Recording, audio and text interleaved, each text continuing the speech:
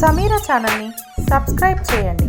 ఎప్పటికప్పుడు అప్డేట్ కోసం బెల్ మీద క్లిక్ చేయండి.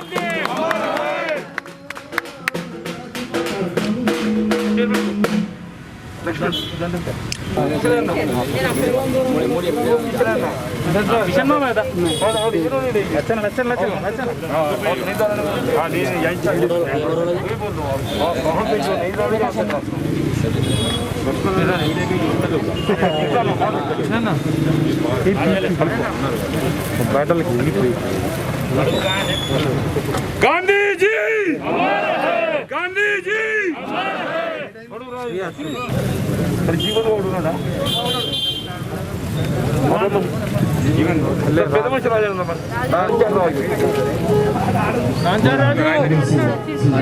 जीवन మరియు జేసీసీ అధ్యక్షుడు అడ్డూరి లక్ష్మణ కుమార్ అన్న గారికి స్వాగతం సుస్వాగతం తెలియజేస్తున్నా.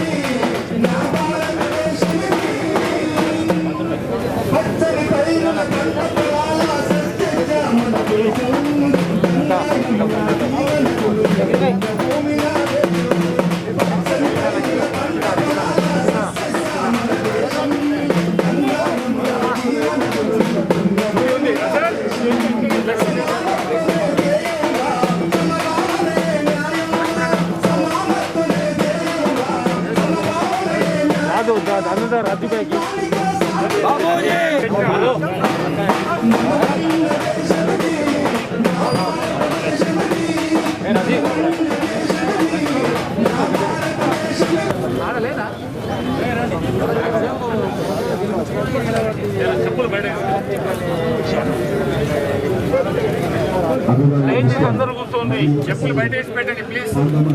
చెప్పులు అందరూ బయట వేసి పెట్టండి కింద కూర్చోడానికి. చెప్పు అందరూ మైక్ చూసుకోండి.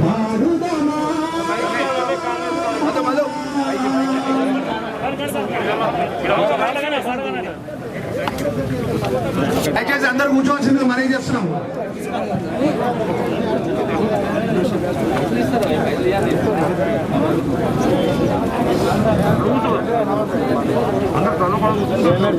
మిత్రులంతా కూడా, కాంగ్రెస్ పార్టీ మిత్రులంతా కూడా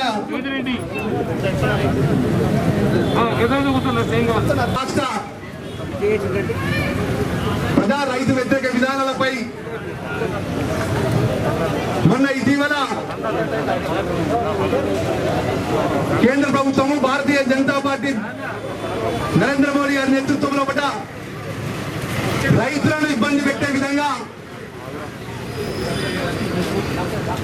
బిల్లు తీసుకొచ్చడానికి వ్యతిరేకంగా సోనియా గాంధీ గారి, రాహుల్ గాంధీ పిలుపు మేరకు, రాష్ట్ర కాంగ్రెస్ పార్టీ పిలుపు మేరకు మన ప్రియతమ నాయకులు పెద్దలు జీవన్ రెడ్డి గారి ఆధ్వర్యంలో మరి పెద్ద ఎత్తున మన జాతిపిత మహాత్మా గాంధీ జన్మదిన సందర్భంగా జైత్యాల జిల్లా కాంగ్రెస్ పార్టీ పక్షాన వారికి ఘనంగా నివాళులు అర్పించుకుంటూ ఆ మహాత్ముడి రోజు మన భారతదేశ రైతాంగాన్ని నయవంచిన విధంగా బిల్లు తీసుకొచ్చిన సందర్భంలో కానీ కేంద్ర ప్రభుత్వం కానీ రాష్ట్ర ప్రభుత్వం కానీ ఏదైతే బిల్లు తీసుకొచ్చిందో కేంద్ర ప్రభుత్వానికి, ఆ బిల్లు విషయంలో రాష్ట్ర ప్రభుత్వం కేసీఆర్ కానీ టిఆర్ఎస్ పార్టీ ప్రభుత్వం కానీ ఎక్కడ కూడా వ్యతిరేకించినట్టు కానీ ఆ బిల్లు విషయంలో ప్రజలకు జరిగే ఇబ్బందుల విషయంలో మాట్లాడకుండా దొంగసాటిన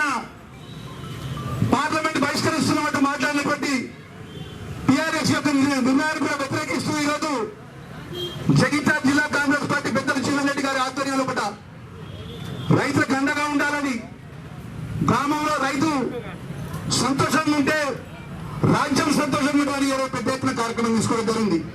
మరి దానిలో భాగంగా మన జగిత్యాల జిల్లాకు సంబంధించినటువంటి వివిధ హోదాల్లో ఉన్న కాంగ్రెస్ పార్టీ శ్రేణులందరూ కూడా తెలంగాణ వచ్చులో వారికి మనస్ఫూర్తిగా మన కాంగ్రెస్ పార్టీ పక్షాన పేరు పేరున జగిత్యాల జిల్లా 19 మండలాలకు సంబంధించిన 3 నియోజకవర్గాల కాంగ్రెస్ పార్టీ శ్రేణులకు, వివిధ హోదాలో ఉన్న శ్రేణులందరూ కూడా, మా మహిళా సోదరులు అందరికీ కూడా కాంగ్రెస్ పార్టీ పక్షాన్ని నమస్కారం తెలియజేస్తూ అన్న జీవన్ రెడ్డి గారి ఆధ్వర్యంలో కాంగ్రెస్ పార్టీ జిల్లా అధ్యక్షులు సోదరులు లక్ష్మణ్ కుమార్ గారు, శంకర్ గారు, అట్లాగే మున్సిపల్ చైర్మన్లు, కౌన్సిలర్లు, కాంగ్రెస్ పార్టీ జిల్లా బాధ్యులందరికీ, కుటుంబ సభ్యులందరికీ నా హృదయపూర్వక నమస్కారాలు తెలియజేస్తూ, మనం అక్టోబర్ 2 భారతదేశ వ్యాప్తంగా, ప్రపంచవ్యాప్తంగా మరి అహింసా సిద్ధాంతానికి, ఈ దేశ స్వాతంత్రం కోసం అహర్నిశలు పోరాటం చేసి ఒక జాతికి సందేశం ఇవ్వడంతో పాటు ప్రపంచవ్యాప్తంగా ఈనాడు అహింసా దినోత్సవాన్ని మనం జరుపుకుంటున్నాం. దానికి ఒక మార్గదర్శనం చేసి అహింసాయుత పద్ధతులలో ప్రపంచంలోనే అత్యంత శక్తివంతమైనటువంటి మహాత్ముడు, గొప్ప నాయకుడు. అందుకే మనం అందరం మహాత్మా గాంధీ ఈ కార్యక్రమ ముఖ్య అతిథులు గత 40 సంవత్సరాలుగా ఈ ప్రాంత ప్రజల మన్నలు పొందుతూ సుదీర్ఘ రాజకీయ జీవితమే ధ్యేయంగా సామాన్యునికి అందుబాటులో ఉంటున్నటువంటి గౌరవ ఎమ్మెల్సీ అన్న జీవన్ రెడ్డి గారు, అదేవిధంగా జిల్లా నలుమూల నుంచి విచ్చేసినటువంటి కాంగ్రెస్ పార్టీ సైనికులారా, వేదికపైన సీనియర్ కాంగ్రెస్ పార్టీ నాయకులు మరియు గాంధీ గారి యొక్క సిద్ధాంతాన్ని, లాల్ బహదూర్ శాస్త్రి యొక్క నిజాయితీని ఢిల్లీ నుంచి గల్లీ దాకా వారి యొక్క సేవలను కొనియాడుతూ ప్రజలకు వివరిస్తూ, నిజమైన కాంగ్రెస్ పార్టీ దేశభక్తులారా, ఈ దేశాన్ని రక్షించేటువంటి కాంగ్రెస్ పార్టీ నాయకులారా, అందరికీ కూడా పేరు పేరు నాకు నమస్కారం తెలియజేస్తా సోదరులారా. ఈరోజు చాలా సుదినంగా భావించాలి మనందరం కూడా. మోహన్ దాస్ కరమ్చంద్ గాంధీ గారు పుట్టినటువంటి రోజు ఈరోజు. వారు ఈస్ట్ ఇండియా కంపెనీ వచ్చినటువంటి వారు, ఎవరైతే బ్రిటిష్ వారు ఉన్నారో పెట్టుబడి వ్యవస్థతోని అదే గుజరాత్ ప్రాంతం నుంచి, సీపోర్ట్ నుంచి వచ్చి దాదాపు 300 సంవత్సరాలు ఈ దేశాన్ని పరిపాలించే సంఘటన గుర్తు చేస్తారు సోదరులారా. వారు వచ్చిన సందర్భంలో మహాత్మా గాంధీ, కరమ్చంద్ గాంధీ గారు వారు ఎన్నో 300 సంవత్సరాలు పోరాటం చేసి ఈ దేశాన్ని స్వతంత్రం తీసుకొచ్చిన గొప్ప నాయకులు ఒకరైతే, ఈ భారతదేశ ప్రధానిగా లాల్ బహదూర్ శాస్త్రి గారు జై జవాన్ జై కిసాన్ అనే నినాదాన్ని ఇచ్చి దేశాన్ని రక్షించుకున్నటువంటి ఏదైతే సైనికులు ఉన్నారో వారి యొక్క ఆత్మస్థైర్యాన్ని వినిపించేందుకు జై జవాన్ కి నినాదించిన గొప్ప ప్రధానమంత్రి ఏవైతే ఉన్నాడో లాల్ బహదూర్ శాస్త్రి చెప్పారు తప్ప సోదరులారా. మరి దేశం స్వతంత్రం వచ్చిన తర్వాత ఈ దేశంలో తినడానికి తిండి లేని పరిస్థితుల్లో మరి లాల్ బహదూర్ శాస్త్రి నాయకత్వంలో మరి ఇంతకుముందు చెప్పినట్టు మిత్రులు చెప్పినట్టుగా గ్రీనరీగా పంట పండించే దేశంగా బంగారు దేశంగా మరి పరిపాలించే గొప్ప నాయకుడు లాల్ బహదూర్ శాస్త్రి చెప్పారు తప్ప సోదరులారా. వారు ఎంత గొప్పవారంటే ఒక ప్రధానమంత్రి అయి ఉండి కూడా సొంత కారు కొనుక్కోవడానికి పంజాబ్ లో ఉన్నటువంటి బ్యాంకులో రుణం తీసుకొని కూడా ప్రధానమంత్రి దిగిపోయిన తర్వాత కూడా లోన్ కట్టించడానికి అంత గొప్ప వ్యక్తిత్వం ఉన్నటువంటి నాయకుడు లాల్ బహదూర్ శాస్త్రి సందర్భంగా చెప్తాం సోదరులారా. అంత పెద్ద కాంగ్రెస్ కుటుంబంలో పుట్టినటువంటి వారు మనం. ఈ దేశానికి నిజమైన భక్తులు ఎవరైనా అంటే కాంగ్రెస్ పార్టీ కార్యకర్తలు సైనికులు అని చెప్పి సందర్భంగా గంటా పదంగా చెప్పడానికి వరకు నేనేం వెనకాడు వేయని చెప్పి సందర్భంగా తెలియజేసిన సోదరులారా. ఇకపోతే ఆ ఇద్దరి యొక్క మహానుభావుల యొక్క జన్మదినం సందర్భంగా అఖిల భారత కాంగ్రెస్ పార్టీ అధ్యక్షులు శ్రీమతి సోనియా గాంధీ గారు ఇచ్చిన పిలుపు మేరకు మోడీ మరి కేసీఆర్ చేస్తున్న రైతు వ్యతిరేక విధానాలకు నిరసనగా ఇదే నిలువెత్తు గాంధీ విగ్రహం సాక్షిగా అన్న జీవన్ రెడ్డి గారి నాయకత్వంలో ఈ దేశానికి తెలిసే విధంగా జగిత్యాల జిల్లా నుంచి తెలిసే విధంగా ఈ నిరసన కార్యక్రమం చేపట్టినందుకు నిజంగా కూడా మరొకసారి మీకు ధన్యవాదాలు తెలియజేస్తున్నారా.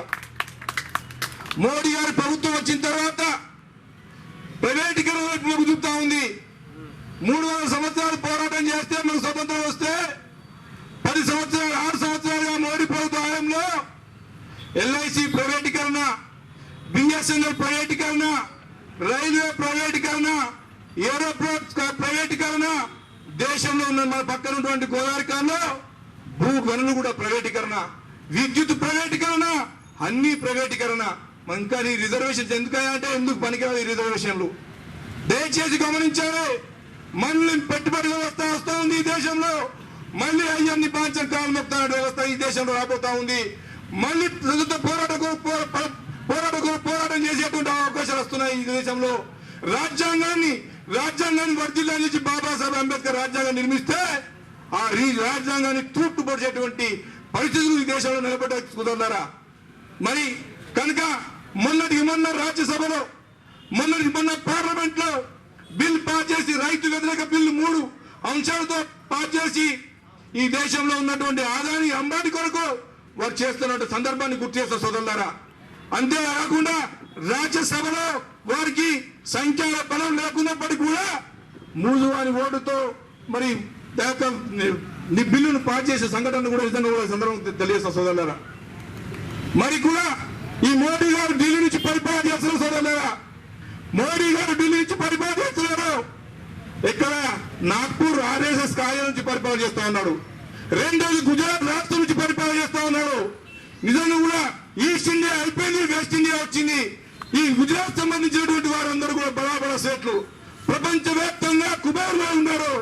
వారిని రైతులు కానీ ఈ దేశంలో ఉన్నటువంటి పేదవాళ్ళు కానీ ఏ విధంగా దోచుకోవాలని స్కెచ్ చేసిండ్రు. ఏ విధంగా దోచుకోవాలని స్కెచ్ చేసిండ్రు. ఆ స్కెచ్ నరేంద్ర మోడీ రూపకంగా ఉందని చెప్పి సందర్భంగా తెలియజేస్తా సోదరులారా. దానికి తోడుగా మీద మోడీ కింద కేసీఆర్ ఈయన కూడా తక్కువ సోదరులారా. ఈయన కూడా తక్కువ కాదు. ఈ రోజు రైతు బంధు ఇస్తున్నారు, సంతోషం. ఇక్కడ ఈ రోజు జీవన నాయకత్వం అనేక ప్రెస్ మీట్ లో కూడా చెప్పడం జరిగింది. ఏవైతే కాలాలు ఉన్నాయో వారికి సంబంధించినటువంటి రైతు భూమి పట్ట కాలాలు ఉన్నాయో కబ్జా కాలం కూడా ఎత్తేసే సంఘటన గుర్తు చేస్తా ఉన్నాను. కబ్జా కాలం ఎందుకు ఎత్తేసిందంటే ఆ కబ్జా కాలంలో పేదవాడు ఉన్నాడు, ఆ కబ్జా కాలంలో నిరుపేద ఉన్నాడు, ఆ కబ్జా కాలంలో ఒక రైతు కూలి ఉన్నాడు. కాబట్టి ఎత్తేస్తే మళ్ళీ దొరకబోతుంది, దురవ్యవస్థ రాబోతుంది ఈ రాష్ట్రంలో. దురవ్యవస్థను మనం వ్యతిరేకించాలి, తప్పకుండా పోరాటం చేయాలని చెప్పి సందర్భం తెలియజేస్తాం సోదరులారా.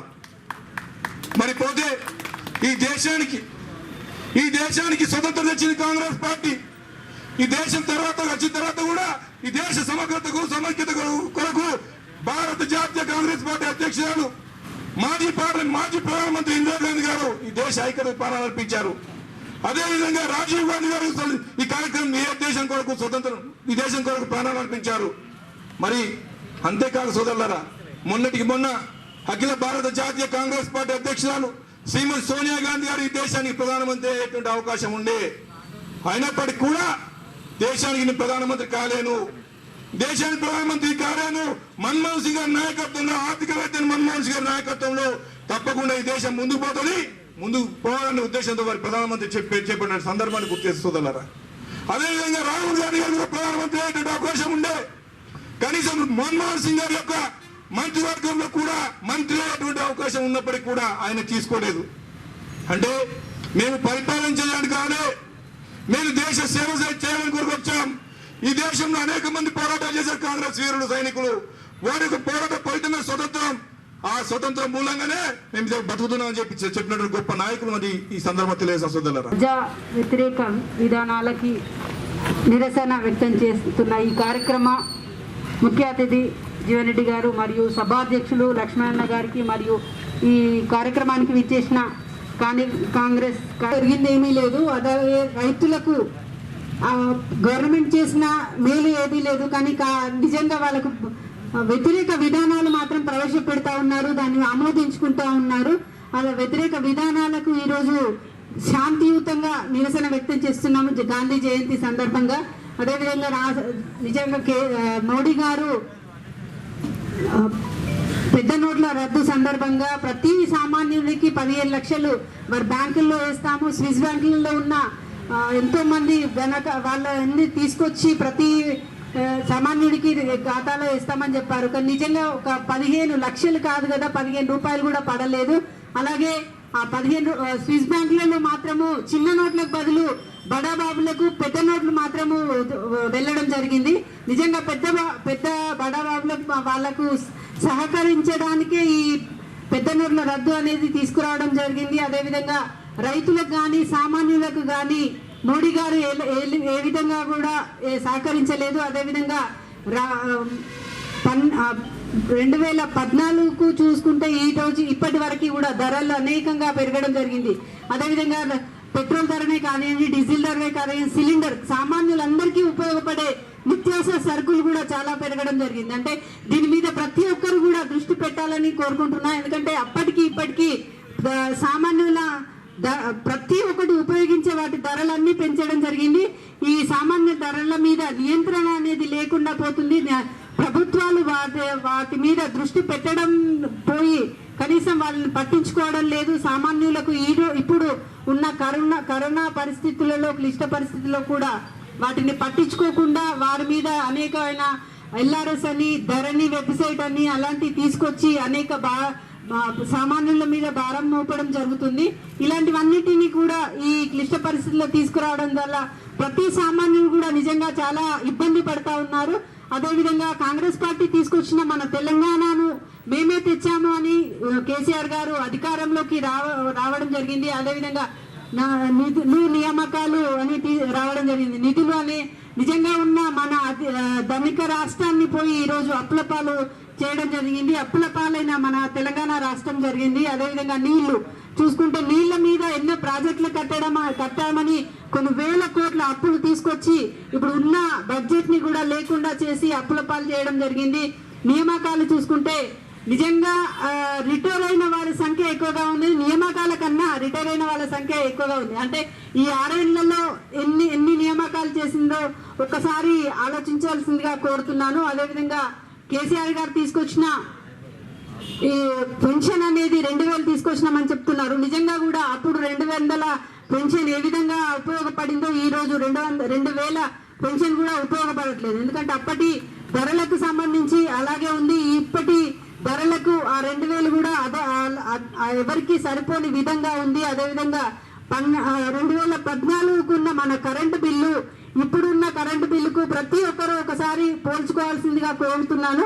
ఎందుకంటే స్లాబ్ సిస్టమ్ అనేది తీసేయడం ద్వారా నిజంగా ప్రతి ఒక్కరి మీద ఈ కరెంటు బిల్లు అనే భారం పడడం ద్వారా ప్రతి ఒక్కరు చాలా ఇబ్బందుల పాలవుతున్నారు. ఇదన్నీ కూడా ప్రజల దృష్టిలో ప్రతి ఒక్కరి దృష్టిలో ఉంది. కానీ సామాన్యులు మా పెన్షన్ అనేది ఒకటి ఆలోచిస్తున్నారు. ఈ పెన్షన్ 2000 ఇచ్చి మన ద్వారా అంతకంటే ఎక్కువ కేసీఆర్ గారు మన ద్వారా డబ్బులు వసూలు చేస్తున్నారు సామాన్యుల నుండి. కరెంటు బిల్లే కానీ నిత్యావసర సరుకుల ద్వారానే కానివ్వండి, అదేవిధంగా విద్యుత్ ఈ పెట్రోల్ ద్వారానే కానివ్వండి, సిలిండర్ ద్వారా కానివ్వండి, నిజంగా ఇలాంటి ప్రతి ఒక్కటి ప్రజలకు సామాన్య ప్రజలకు ఉపయోగపడే ప్రతి ఒక్క దానిలో రేట్లు అనేది పెంచి వారికి ఖజానా నింపుకోవడానికే ఇప్పుడు ఈ ఎల్ఆర్ఎస్ అనేది అలాగే ధరణి అనేది కూడా తీసుకురావడం జరిగింది. నిజంగా ప్రజలకే కానివ్వండి, అధికారులకు ఈ ఉద్యోగస్తులకు జీతాలు ఇయ్యలేని పరిస్థితుల్లో ఉన్న కేసీఆర్ గారు ఈరోజు ఎల్ఆర్ఎస్ అనేది తీసుకురావడం ద్వారానే ఈ బడ్జెట్ వాళ్ళకి ఖజానా నింపుకోవడానికే తీసుకురావడం జరిగింది. కానీ దీని ద్వారా ప్రజలకు ఒరిగింది ఏమీ లేదు. అదొకటి ప్రతి ఒక్క ప్రజలు గమనించాల్సిందిగా కోరుకుంటూ, అదేవిధంగా ఈరోజు గాంధీ జయంతి సందర్భంగా ఈ నిరసన కాంగ్రెస్ పార్టీ తరఫున తెలియజేయడం జరిగింది. ఈ కార్యక్రమానికి ఇచ్చేసిన ప్రతి ఒక్కరికి కూడా కృతజ్ఞతలు తెలియజేసుకుంటూ ముగిస్తున్నాను. కాంగ్రెస్ భారతదేశానికి ఆ బాపూజీ జన్మదిన సందర్భంగా ప్రస్తుతం దేశంలో రైతాంగం ఎదుర్కొంటున్నటువంటి ఒక సమస్యలను వివరించడంతో పాటుగా కేంద్ర రాష్ట్ర ప్రభుత్వ ప్రజా వ్యతిరేక, ముఖ్యంగా రైతు వ్యతిరేక విధానాల పట్ల శాంతియుతంగా నిరసన కార్యక్రమాన్ని చేపట్టాలని చెప్పి భావించటం, ఇంత పెద్ద ఎత్తున తరలి వచ్చినటువంటి వివిధ హోదాల్లో ఉన్న ప్రజాప్రతినిధులు, కాంగ్రెస్ నాయకులు, యువజన కాంగ్రెస్ కార్యకర్తలు, పాత్రికేయ సోదరులకు అందరికీ హృదయపూర్వకంగా అంటే ప్రధానంగా మనం చర్చించుకోవాల్సింది కేంద్ర ప్రభుత్వం ప్రవేశపెట్టినటువంటి ఈ రైతు సంక్షేమాన్ని కాంక్షించేటువంటి యొక్క ఆలోచన అనే నెపంతో ఏదైతే బిల్లు ప్రవేశపెట్టడం జరిగిందో ఆ బిల్లుల్లో ఉన్నటువంటి ఒక కీలక అంశాలు నిజంగానే ఇలా బిల్లులు రైతు సంక్షేమానికి మేలు అనుగురిస్తే తప్పకుండా దాన్ని సమర్థించవలసినటువంటి ఒక బాధ్యత మన మీద ఉంటుంది. రైతుకి ఏం కావాలి? మనకు ఉత్పత్తి వ్యయం అనేది తగ్గే విధంగా, అంటే పెట్టుబడి అనేది తగ్గే విధంగా, ఉత్పత్తి వ్యయానికి అనుగుణంగా మనం పండించేటటువంటి వ్యవసాయ ఉత్పత్తులకు కనీస మద్దతు ధర లభించే విధంగా ప్రభుత్వ ఆలోచన విధానం కొనసాగాలి. కేంద్ర ప్రభుత్వం ఏదైతుందో అంటే వాస్తవంగా ఉత్పత్తి వ్యయాన్ని పరిగణలోకి తీసుకొని నిర్ణయం చేయవలసినటువంటి ఒక మద్దతు ధర మనకు గిట్టుబాటు కాలేకపోతున్నప్పటికీ కూడా కనీసం ఆ ప్రకటింపబడ్డట్లు ఒక మద్దతు ధర మనకు లభించగలిగినట్టయితే కొంత ఊరట లభిస్తాయి. కేంద్ర ప్రభుత్వం ప్రకటించినటువంటి ఒక వ్యవసాయ ఉత్పత్తుల ఆ కనీస మద్దతు ధర అనేది ఉత్పత్తిదారుడు రైతుకి ఏదైతుందో లభించే విధంగా రక్షణ కల్పించాల్సినటువంటి ఒక బాధ్యత మరి కేంద్ర ప్రభుత్వంపై ప్రధానంగా ఉంటుందని చెప్పట్టు. నిజంగా మీరు ప్రవేశపెట్టినటువంటి ఒక చట్టంలో మీరు నిర్ణయించినటువంటి ఈ కనీస మద్దతు ధర రైతుకు కల్పింపబడే విధంగా అందులో ఏమైనా రక్షణ అష్యూరెన్స్ పొందుపరచడం జరిగిందా అనేది ఒకసారి మనం పరిశీలించాలి. ఫ్రీ ట్రేడింగ్, రైతు ఉత్పత్తి చేసిన వ్యవసాయ ఉత్పత్తులను ఎక్కడైనా అమ్ముకోవచ్చు, సరే మంచి తప్పేం లేదు దాంట్లో. మనం పండించిన వ్యవసాయ ఉత్పత్తులను ఎక్కడైనా అమ్ముకునేటువంటి ఒక స్వేచ్ఛ రైతుకు కల్పిస్తామంటే మేము వెల్కమ్ ఇట్. కానీ ఈ ఫ్రీ ట్రేడింగ్ అనేటువంటి ఒక నెపంతో ఈ కొనుగోలుదారులు ఎవరైతే కార్పొరేట్ సెక్టర్ వర్తక వాణిజ్య వర్గాలు ఉన్నాయో మరి వాళ్ళు ఏదైతుందో వీళ్ళ ఇదే కేంద్ర ప్రభుత్వం ప్రకటించినటువంటి ఒక మద్దతు ధర అమలు చేయవలసిన ఒక బాధ్యత ఉండాలా ఉండద్దా? వీళ్ళ భారతీయ జనతా పార్టీ ఏదైతుందో వీళ్ళ పత్రికలు గమనించింది, వాళ్ళు కూడా రైతాంగాన్ని ఏదైతుందో చైతన్యం చేస్తామని చెప్పన్నారు ఈ చట్టం పట్ల. సంతోషం. మీరు రైతాంగాన్ని చైతన్యం చేయబోయే ముందు మీరు ప్రవేశపెట్టిన చట్టంలో కేంద్ర ప్రభుత్వం ప్రకటించేటటువంటి ఒక మద్దతు ధర రైతుకు లభించే విధంగా అందులో ఎక్కడైనా ఒక్క అంశమైన రక్షణ పొందుపరచబడ్డదా మీరు చూపెట్టండి. ఇది పార్లమెంట్ లో చర్చకు వచ్చింది. మీరు ప్రత్యేకంగా ఏదైతుందో ఫ్రీ ట్రేడింగ్ అనేది రైతు సంక్షేమం కొరకే ప్రవేశపెట్టబడ్డట్టయితే అందులో ఈ కనీస మద్దతు ధర కల్పనకు సంబంధించి ఇవాళ రక్షణ కల్పించే విధంగా ఆ అంశాన్ని అందులో చట్టంలో పొందుపరచాలని చెప్పని కాంగ్రెస్ పార్టీ డిమాండ్ చేసింది. కానీ కేంద్ర వ్యవసాయ శాఖ మంత్రులు ఏదైతే ఈ చట్టాన్ని పార్లమెంట్ లో ప్రవేశపెట్టడం జరిగిందో ఆయన ఆ విధమైన ఒక అష్యూరెన్సే నేను ఇవ్వచాలను అని చెప్పండి. మరి అటువంటిప్పుడు అది ఏ విధంగా రైతుకు మేలు కూర్చుంది?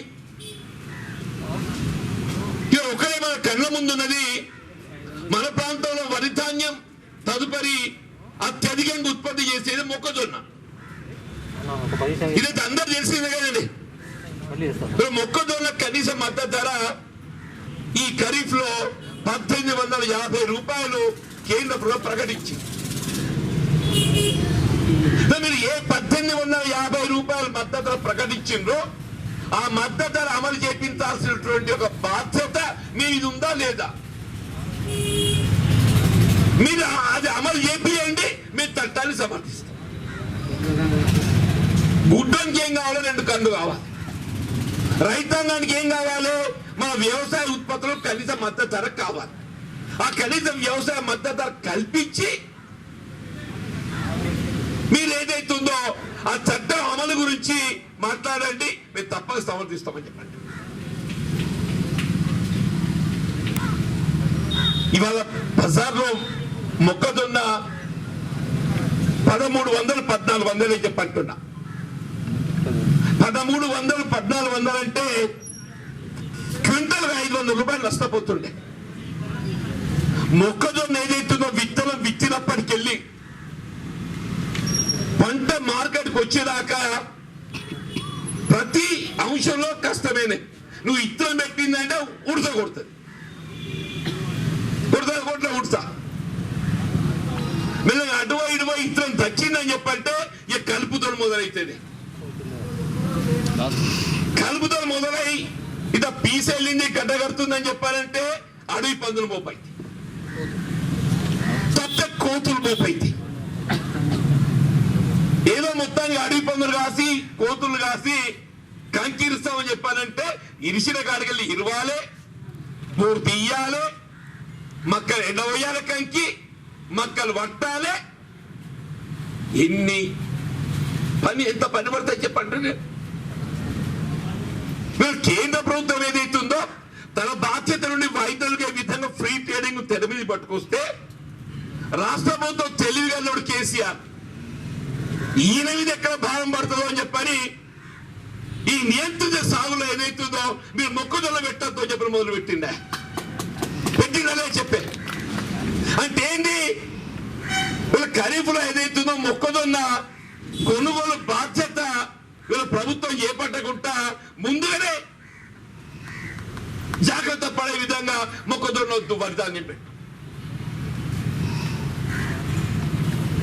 ఇది ఒక మొక్కజొన్నకే పరిమితం కాదు అని చెప్పంటూ నేను ఏ వ్యవసాయ ఉత్పత్తి అయినా కానీ ఈ కనీస మద్దతు ధర అనేది రైతుకు ఏ విధంగా ప్రధానమైన అంశమో అట్లాగే ఇందులో ఇంకొకటి ఉన్నది. వినియోగదారులకు సంబంధించి ఇంతవరకు ఏదైతుందో దేశంలో కేవలం వ్యవసాయ ఉత్పత్తులు ఉత్పత్తి చేసే రైతాంగాన్ని తప్ప ఏ విధమైనటువంటి ఉత్పత్తిని కూడా నిల్వ చేసేటువంటి అధికారం ఏ వ్యాపారస్తులకు లేదంటూ. నేను పండించే పంటను నేను నిల్వ చేసుకోవచ్చునే. నెల కాదు, 2 నెలలు కాదు, 6 నెలలు కాదు, ఏడాది నిల్వ చేసుకోవచ్చు, తప్పలేదు దాంట్లో.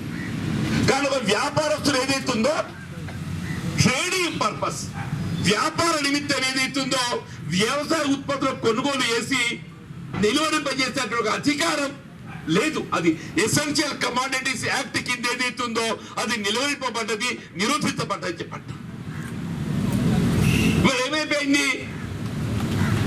ఇంతవరకు కేవలం రైతుకు మాత్రమే ఉండేటటువంటి యొక్క వ్యవసాయ ఉత్పత్తుల నిలుపుదల, స్టోరేజ్ ఫెసిలిటీ వీళ్ళ వ్యాపారస్తులు కూడా కల్పించింది అంటుంది. రైతుకు వచ్చే వరకు ఏదైతుందో ఇవాళ కనీస మద్దతు ధర అమలు చేయకుండా ఒత్తిడితో ఏదైతుందో తక్కువ ధర సేకరించడం, దాన్ని నిలువరింపజేసి స్టోర్ చేసి మొత్తం ఉత్పత్తులన్నీ ఒక 2 నెలలు 3 నెలలు అయినాక మార్కెట్లో రిలీజ్ చేస్తారు. ఇవాళ మీరు గమనించండి, ఇవాళ మార్కెట్లో పరిస్థితి అని చెప్పంటున్నా. పప్పు దినుసులే కానీ, నూనె గింజలే కానీ, వినియోగదారుడికి సంబంధించి ఏ వస్తువు అయినా కానీ చెప్పంటుండే ఈ ధరలు పెరగడానికి కారణం ఏంటే? ఇలా వ్యాపారస్తులు ఏదైతుందో దీన్ని స్టోరేజ్ చేసి బ్లాక్ మార్కెటింగ్ చేయడం కాదా? నువ్వు రైతుకు ఏదైతుందో కనీసం మద్దతు ధర కల్పన పట్ల ఏ విధంగా మనం కోరుకుంటున్నామో అదే విధంగా వినియోగదారునికి సంబంధించి కూడా అది సరసమైన ధరకు ఏదైతుందో లభించే విధంగా చూడడం బాధ్యత కూడా ప్రభుత్వం ఉంటుంది కదా. ఇలా కేంద్ర ప్రభుత్వం ప్రకటించే ప్రవేశపెట్టిన చట్టాలు ఇటు రైతుకు మద్దతు ధర కల్పించే విధంగా రక్షణ అందులో పొందుపరచలేకపోవటము, అట్లే వినియోగదారుడికి సంబంధించి కూడా ఇవాళ మార్కెట్లో ఏదైతుందో ఈ ఉత్పత్తి వ్యయంకు అనుగుణంగా మాత్రమే ధర నిర్ణయింపబడే విధంగా ఉండవలసింది. ఆ విధంగా కాకుండా వ్యాపారస్తుడు నిర్ణయించే ఒక ధర వినియోగదారులు లభించే ఒక పరిస్థితి ఎదురవుతుంది చెప్పండి.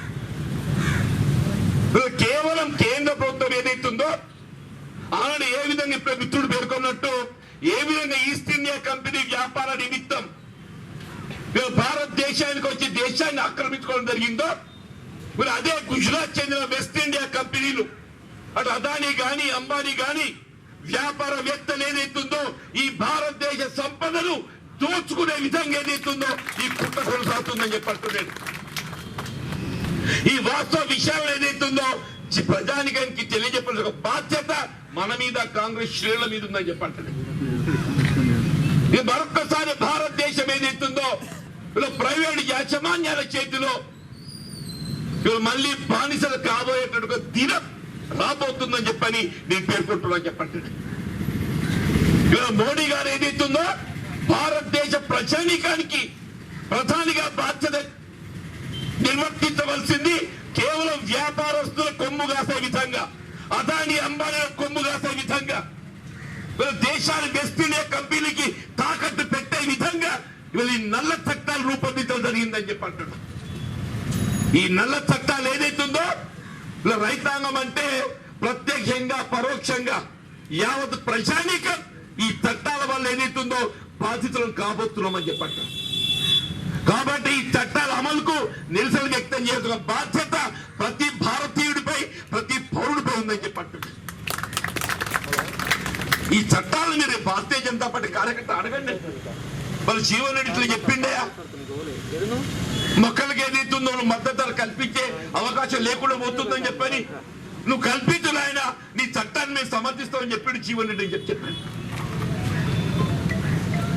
నువ్వు వ్యవసాయ ఉత్పత్తుల దిగుమతులు ఏదైతున్నదో ఏ పరిస్థితుల్లో కూడా దేశంలో ఉత్పత్తి అయ్యేటట్టుగా వ్యవసాయ ఉత్పత్తులకు మద్దతు ధరకు భంగం వాటిల్లకుండా వ్యవసాయ ఉత్పత్తుల దిగుమతులపై ఏదైతుందో 50% పన్ను విధించే అవకాశం ఉన్నది.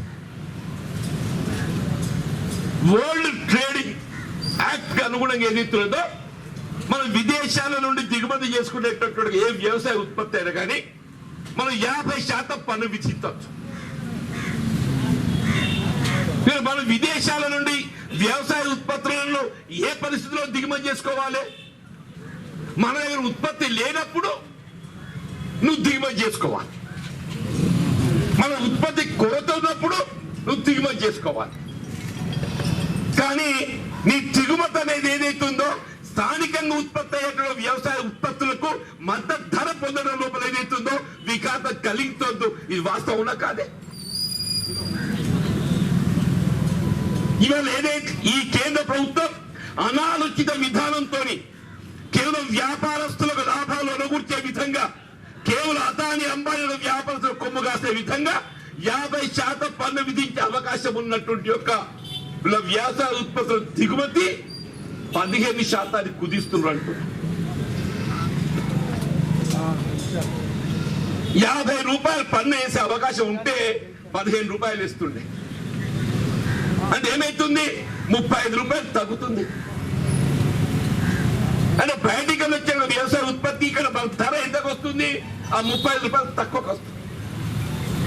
అంటే ఇక్కడ ఏదైతుందో మార్కెట్ లో ఏదైతుందో తక్కువ ధరకు వ్యవసాయ ఉత్పత్తికి వచ్చే వరకల్లా ఈ ఉత్పత్తి మద్దతు ధర పొందడంలో మనకు విఘాతం కలుగుతుందా లేదే? మొక్కజొన్న అనేది ఏదైతుందో మద్దతు ధర పొందలేకపోవటానికి ఓపెన్ మార్కెట్ లో ఏదైతుందో మొక్కజొన్న ధర ఇవాళ పడిపోవటానికి కేవలం కేంద్ర ప్రభుత్వ వ్యాపారస్తుల కొమ్ము గాయడంతోనే ఇవాళ ఈ 1850 రూపాయల మద్దతు ధర 1350కి వచ్చిందని చెప్పారు. దీని బాధ్యులు మోడీ కాదా? బదులు మోడీ అవుతారా కాదే? మరి నువ్వు ఏమని చెప్పుకుంటావు అని చెప్పంటుంది. ఇలా రాష్ట్రంలో టిఆర్ఎస్ పార్టీ బిల్యం తక్కువ తినలేదు అంటున్నాను నేను. మరి ఆయన దొరగారికి ఎప్పుడే బుద్ధి పుడుతుంది ఎవరికి తెలియచి. ఇప్పుడు తొట్టుబడులు అయినట్టయితే గ్రేడ్ 1 వేరెక్కి ప్రభుత్వం సేకరించే అవకాశం ఉన్నది. దీన్ని అల్టిమేట్ గా ఏదైతుందో బియ్యంగా మార్చి కేంద్ర ప్రభుత్వం ఫుడ్ కార్పొరేషన్ ఆఫ్ ఇండియాకు దీన్ని తరలించే అవకాశం ఉంది. రాష్ట్ర ప్రభుత్వంపై పడేటటువంటి ఆర్థిక భారం ఏంటి? కేవలం అడ్జస్ట్మెంట్, మనీ అడ్జస్ట్మెంట్ మాత్రమే చెప్పారు. సేకరించినప్పుడు రైతుకు చెల్లించేటటువంటి ఒక మద్దతు ధర బియ్యం ఆడించి తదుపరి నువ్వు ఎప్పుడైతే ఎఫ్సీఐకి పెడతావో నీకు 24 గంటల లోపల ఎఫ్సీఐ కలిసి ప్రత్యామ్నాయంగా ఏదైతుందో నీకు డబ్బు వచ్చేస్తుంది. అంటే నీ మధ్యకాలం ఈ నెల 2 నెలలు ఉంటుంది కదా, ఈ వరి ధాన్యాన్ని మరాడించేటటువంటి మధ్యకాలం ఉంటుంది కదా, ఆ మరాడించే మధ్యకాలం ఏదైతుందో నువ్వు బ్యాంకు నుండి రుణ సదుపాయం పొంది ఆ ఇంట్రెస్ట్ అనేది ఏదైతుందో రాష్ట్ర ప్రభుత్వంపై పడేట అవకాశం. ఇక్కడ ఏమైతుంది? రాష్ట్ర ప్రభుత్వం ఏదైతుందో మిల్లర్లతో కుమ్ముకు కావడంతో ఏ రైస్ మిల్లర్లు ఏదైతుందో ఒకవైపు ఏదైతుందో ప్రత్యక్షంగా రైతాంగానికి ప్రతి 40 కిలోలు సంచికి 5 కిలోలు పోసిండే, క్వింటల్ 10 కిలోల మీద 10% పెంచి. మరి పెద్ద ఆయన మంత్రి గారంటే జిల్లాకి ఏదైతుందో మరి ఆయన ఒక విధంగా ఏదైతుందో ఆయన ప్రధాన బాధ్యత రైతుకు మద్దతు ధర కల్పించే బాధ్యత జిల్లా మంత్రికి ఉంటుంది అని చెప్పండి. ఆయనే టెలికాన్ఫరెన్స్ పెట్టి 5 కిలోలు బాగా అవుతున్నదా 3 కిలోలు చూసుకుంటున్నారు. 3 అంటే ఏమైతుంది? క్వింటల్కి ఎంత అవుతుంది? 6 మళ్ళీ 2 రాదా? 6 3 9 కిలోలు అవుతుంది. 40 కిలోలకు 3, మళ్ళీ 40కి 3, 3 3 6, మళ్ళీ 20కి దాని 1.5 అంటే 7.5. ఇది మంత్రి గారే స్వయంగా టెలికాన్ఫరెన్స్ పెట్టి ఇట్లా చేస్తే మీకు సహమోదమేనా? ఎవరు పెద్ద ఆయన లేచి అంటాడు నిజంగా అది అమలు చెప్పేయండి సార్, మేమంతా మీకు అండగా ఉంటామని చెప్పాను. అదే వాళ్ళే ఇదేందా అని చెప్పంటే కాంగ్రెస్ అన్ని రైతులు రెచ్చగొడుతున్నారు. కాంగ్రెస్ వాళ్ళు ఏదైతుందో రైతాంగాన్ని చైతన్యం చేస్తున్నట్టు నేను రైతాంగాన్ని చైతన్యం చేయాల్సిన బాధ్యత కాంగ్రెస్ పార్టీకి ఉందని చెప్పంటున్నాను. ఇది మా బాధ్యత నిర్వర్తిస్తున్నామంటున్నా. మా బాధ్యత మీరు నిర్వర్తించకుంటే మాది కూడా వైఫల్యమే చెప్పంటున్నాను. ఉన్నమాట చెప్తే ఎందుకే ఉలిక్కిపడు నువ్వు? ఉన్నమాట చెప్తే ఎందుకే ఉలిక్కిపడు అని చెప్పంటున్నాను. రబీలో ఏదైతుందో వరిధాన్యం మద్దతు ధర కల్పించడంలో వైఫల్యాన్ని ఎలెక్చి చూస్తే జీర్ణించుకోలేక కాంగ్రెస్ రైతాంగాన్ని ఎత్తగొడతారు. ఇప్పుడేదో మళ్ళీ కూడా నియంత్రిస్తారు. నియంత్రిత సాగు అంటే రెగ్యులరైజేషన్. మేము చెప్పిన పంటనే పెట్టాలా మీరు? నువ్వు చెప్పిన పంటనే పెడతాం. మాకు గిట్టుబాటు కావద్దా? గ్రేడ్ 1 వెరైటీగా భావించే దొడ్డు రకం అనేది ఏదైతుందో మాకు కనీసం 1880 రూపాయలు పొందే అవకాశం ఉంది.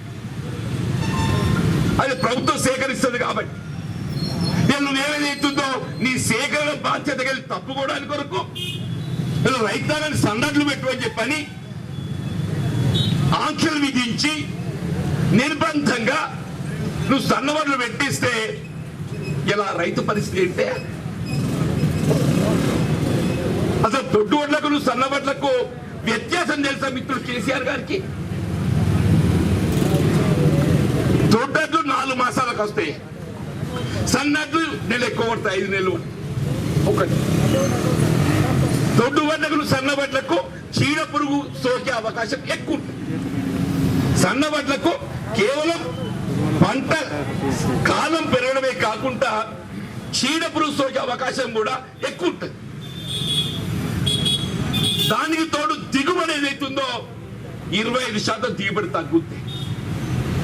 దొడ్డు వడ్లు అనేది 30 క్వింటాలు వస్తే మంచి పంట. సన్న వడ్లు ఎంత మంచి పంట వచ్చినా 23-24 క్వింటాల కంటే ఎక్కువ రాదా? ప్రతి ఎకరాకు మనం ఎంత తక్కువ వస్తాయి? 5 నుండి 6 క్వింటాలు 7 క్వింటాలు తక్కువ వస్తాయి కదా. అంటే ఎకరా మీద 10,000 రూపాయలు రైతు నష్టపోతుండు దొడ్డు వడ్లతో కంపేర్ చేస్తే. మన 10,000 ఏదైతుందో ఎవరు భర్తీ చేయాలి? రాష్ట్ర ప్రభుత్వం భర్తీ చేయాలంటున్నాను. ఎందుకు? ఈ నియంత్రిత సాగు అనే నెపంతో రైతాంగాన్ని నిర్బంధంగా నువ్వేదైతుందో సన్నవడ్లు సాగు చేసే విధంగా నియంత్రించినావు కాబట్టి ఇలా సన్నవడ్లు గిట్టుబాటు అయ్యే విధంగా ప్రతి క్వింటల్ కు 2,500 రూపాయల ధర కల్పించిన బాధ్యత నీ మీద ఉంది. ఉన్నమాట అంటే ఏంటి అంటున్నాను. అటు మొక్కజొన్నకు గిట్టుబాటు లేదు, ఇటు వరిధాన్యం సందడ్లకు గిట్టుబాటు లేదు. దొంగలు భుజాలు రాసుకున్నట్టు ఏదైతుందో కేంద్ర ప్రభుత్వం పార్లమెంట్ లో బిల్లు ప్రవేశపెడితే ఇదే టిఆర్ఎస్ కేసీఆర్ ఏమంటాడు? నేను కూడా వ్యతిరేకిస్తున్నా. ఎప్పుడు వ్యతిరేకించిండు? పార్లమెంట్ లో లోక్సభలో వ్యతిరేకించలేదు. దయచేసి గమనించాలి. ఏ చట్టం ఆమోదం పొందాలన్నా 2 సభలుంటాయి. రాష్ట్రంలో ఏ విధంగా శాసనసభ శాసన మండలి ఉంటుందో కేంద్రంలో ఏదైతుందో లోక్సభ రాజ్యసభ 2 ఉంటాయి. ముందుగా ఈ బిల్లు లోక్సభలో చర్చకు వచ్చినప్పుడు ఇదే టిఆర్ఎస్ పార్టీ దేశంలో ఉన్న రాజకీయ పార్టీలు కాంగ్రెస్ పార్టీతో సహా తృణమూల్ కాంగ్రెసే కానీ, డిఎంకే కానీ, అన్నా డిఎంకే కానీ, శరద్ పవార్ కాంగ్రెసే కానీ అందరూ కూడా ఏదైతుందో బిల్లును వ్యతిరేకించి వాకౌట్ చేశారు. తమ నిరసన నమోదు చేయించుకోవడానికి, తమ నిరసన వ్యతిరేకతను నమోదు చేసుకోవడానికి లోక్సభలో ఇవాళ ఎన్డీఏకు పూర్తి మెజారిటీ ఉన్నది. బిల్ పాస్ అవుతుంది. కానీ ఇలా మనం ఏంటి, మన వ్యతిరేకత అనేది నమోదు కాబట్టి ఏదైతుందో ఇవాళ ఈ రాజకీయ పార్టీ వాకౌట్ చేసింది. కానీ టిఆర్ఎస్ పార్టీ మాత్రం వాకౌట్ చేయలేదని చెప్పి అంటున్నాను. టిఆర్ఎస్ పార్టీ వాకౌట్ చేయలే. ఓటింగ్ ఏదైతుందో దూరం ఉన్నది. ఓటింగ్ కు దూరం ఉండడం అంటే బిల్లును సమర్థించినట్టు కాదు, వ్యతిరేకించినట్టు కాదు. ఓటింగ్ కు దూరం ఉండడం అంటే ఏంటి? బిల్లును సమర్థించినట్టు కాదు, వ్యతిరేకించినట్టు కాదు. గోడ విప్పి ఇక మూడు భాషలు చెప్పాలని మా వాళ్ళు ఏమనుకోకుండా ఈ మధ్య ట్రాన్స్జెండర్ అని చెప్పిన కొత్త రకం వచ్చింది అన్నట్టు. అది కాదు ఇది కాదు అన్నట్టు. ట్రాన్స్జెండర్ అంటారు దాన్ని. కేసీఆర్ గారు ఏదైతుందో ఆ ట్రాన్స్జెండర్ రోల్ లోక్సభలో ఏదైతుందో ఆయన దాన్ని అవతారం ఎత్తిండు.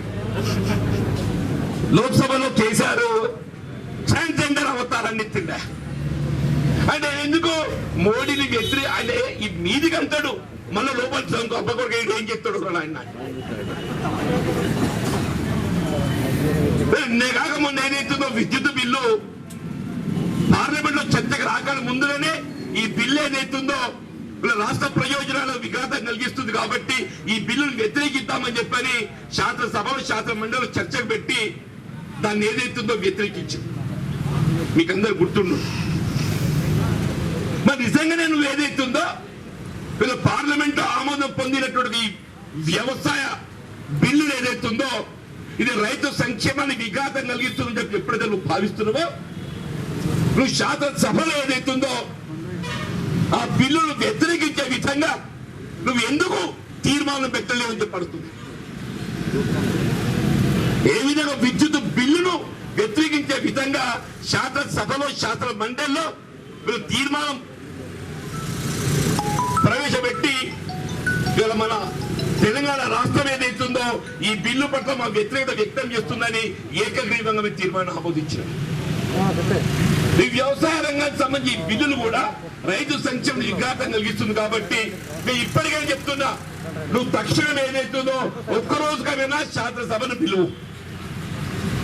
ఇంకా ప్రోరోగ్ కాలే. ప్రోరోగ్ అంటే నిరవధికంగా వాయిదా వేయడం ప్రోరోగ్ అంట. శాసనసభ కానీ శాసన మండలి కానీ నిరవధికంగా వాయిదా కాదు. ఇంకా గవర్నర్ ప్రోరోగ్ చేయాలి, చేయలేదు. ఇంకా ప్రోరోగ్ చేసినా కానీ మళ్ళీ ప్రభుత్వానికి అధికారం ఉంటే పిలవచ్చు. ఒక రోజు కోసం ఏదైతుందో శాసనసభ శాసన మండలి సమావేశం ఏర్పాటు చేసి ఈ వ్యవసాయ బిల్లులు ఏదైతుందో రైతు సంక్షేమాన్ని విఘాతం కలిగిస్తుంది కాబట్టి ఈ బిల్లులు ఏదైతుందో తెలంగాణ రాష్ట్ర ప్రభుత్వం మేము వ్యతిరేకిస్తామని చెప్పని నువ్వు తీర్మానాన్ని ఆమోదింపజేసి కేంద్రానికి నిరసన వ్యక్తం చేయంటున్నా.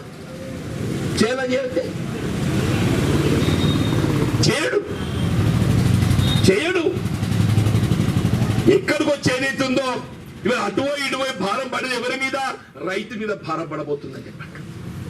ఏ రకంగా చూసినా ఇవాళ బలయ్యేదేవాడు ఇటు రైతాంగం బలి కాబోతుందని చెప్పండి. రైతాంగంతో పాటు బలి కాబోయేదేవాడు వినియోగదారుడు బలి కాబోతుండని చెప్పండి. ఇవాళ ఈ పరిస్థితుల్లో కాంగ్రెస్ పార్టీ అటు రైతాంగానికి కానీ వినియోగదారుని కానీ ఏదైతుందో అండగా నిలవడం కాంగ్రెస్ పార్టీ బాధ్యత భావిస్తుంది. ఎన్డీఏ భారతీయ జనతా పార్టీ ఇప్పుడే ఒక మిత్రుడు అన్నాడు, అసలు దేశభక్తి అంటే బీజేపీ దగ్గర ఉందంటే. కేవలం మతోన్మాదాన్ని రెచ్చగొట్టి ఇవాళ రాజ్యానికి అధికారం రావడం తప్ప నీ దగ్గర దేశభక్తి ఎక్కడుందే? ఈ దేశం కోసం ప్రాణాలు అర్పించిన త్యాగ చరిత్ర కేవలం కాంగ్రెస్ పార్టీ దగ్గర ఉందని చెప్పాలి. ఆనాడు స్వాతంత్రం కొరకు ఎందరో మహానుభావులు ప్రాణాలు అర్పిస్తే స్వాతంత్రానంతరం ఈ దేశ సమగ్రత కొరకు భారత జాతి ఐక్యత కొరకు ఏదైతుందో ప్రాణాలు అర్పించిన ఘనత కేవలం కాంగ్రెస్ పార్టీకి మాత్రం ఉంది. ఇలా స్వర్గీయ ఇందిరాగాంధీ, రాజీవ్ గాంధీ గారి త్యాగాలు వారి పునాది ఏదైతుందో ఇలా కాంగ్రెస్ పార్టీ. చెప్పబోయే ఒక్కడు భారతీయ జనతా పార్టీ ఏదైతుందో ఒక్కడు దేశం కోసం నువ్వు ప్రాణాలు అర్పించినావే? నువ్వు మంది ప్రాణాలు తీస్తానికి ఉసురు పోస్తానికి ఉన్నావు తప్ప నువ్వు ప్రాణాలు తీస్తే ఇస్తావా? ఇలా దేశ రక్షణ కొరకు ఏదైతుందో శాశ్వతంగా పాకిస్తాన్ భారతదేశం వైపు కన్నెత్తి చూడకుండా మరి పాకిస్తాన్ పై యుద్ధం ప్రకటింపజేసి ఇలా పాకిస్తాన్ ఇలా అంటే పాకిస్తాన్ ఓడించడమే కాదు బంగ్లాదేశ్ ఏర్పాటు చేసిన ఘనత కాంగ్రెస్ పార్టీ ఇందిరా గాంధీకి దక్కుతుందని చెప్పట్టు నువ్వా? నిన్న కాక మొన్న చైనా గెల్వాన్ లోయలో ఏదైతుందో భారత భూభాగాన్ని ఆక్రమించుకుంటే ముద్రిత పోకుండా నువ్వు దేశభక్తుడితో మాట్లాడతావా? వాస్తవం అవునా కాదా? చైనా భారతదేశ భూభాగం అంతర్భాగమైనట్టుగా గ్యాల్వాన్ లోయలో ఏదైతుందో దురక్రమణకు పాల్పడితే నీకు కనీసం చీమ కుట్టినట్లేదు ఏం చెప్పంటాను నేను. నువ్వు దేశభక్తి గురించి మాట్లాడతావే? నువ్వు రైతుల ఉసురు పోసుకోవడానికి, ఈ దేశ ప్రజలు ఉసురు పోసుకోవడానికి ఏదైతుందో నువ్వు అధికారానికి వచ్చి నువ్వు ప్రధానమంత్రి అయినా చెప్పండి.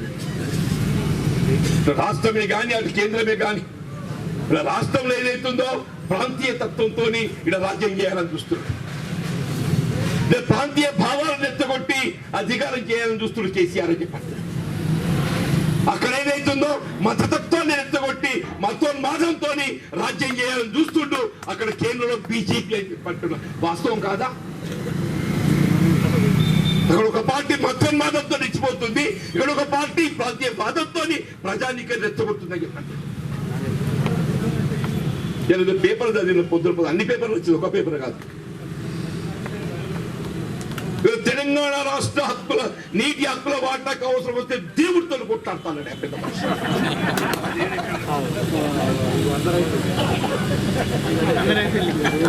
అసలు తెలంగాణ ప్రయోజనాలను ఆంధ్రాకు తాకట్టు పెట్టి ఆ జగన్ రెడ్డితో కుమ్ముక్కయి కృష్ణా నది జలాలను ఏదైతుందో అమ్ముకుంటూ నువ్వు కాదా అని చెప్పట్టు నేను.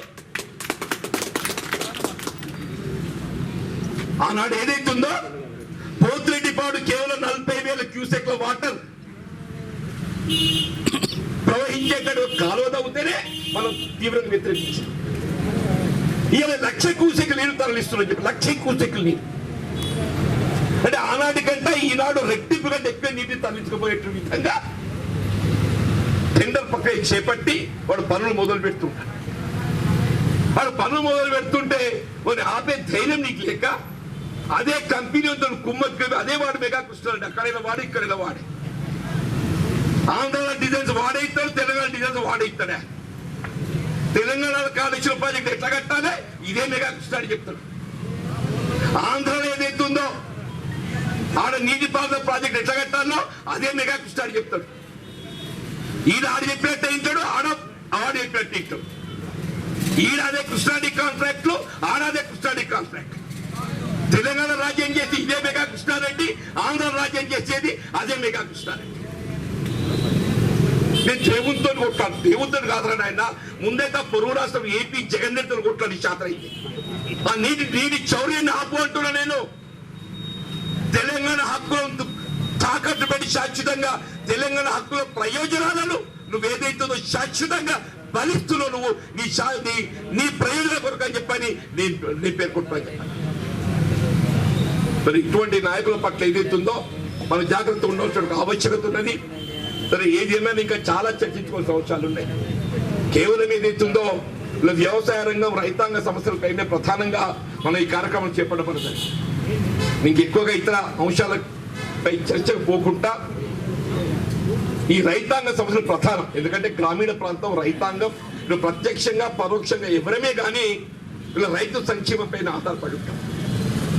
రైతుకు ఏదైతుందో ఇలా వ్యవసాయ ఉత్పత్తులకు కనీస మద్దతు ధర కల్పన అనేది ప్రధానమని చెప్పండి. నేను ఏ విధంగా ఇప్పుడు పేర్కొన్నానో దయచేసి మా పాత్రికేయ సోదరులతో నిజంగానే ఈ బిల్లులో మద్దతు ధర కల్పనకు రక్షణ కల్పించబడి ఉన్నట్టయితే మీరు మొక్కజొన్న ఏదైతే ఇలా కేంద్రంలో ప్రకటించిన మద్దతు ధరను రైతుకు ఏదైతుందో అందింప చేయండి అని చెప్పి నేను డిమాండ్. మీరు ఫ్రీ ట్రేడింగ్ అనే యొక్క ఈ ఆలోచన విధానం రైతుకు ప్రయోజనం చేకూర్చబడాలని చెప్పంటే ఫ్రీ ట్రేడింగ్ లో కనీస మద్దతు ధరకు తక్కువ కాకుండా ఏ వ్యాపారస్తుడు కొనుగోలు చేసినా మాకు అభ్యంతరం లేదు.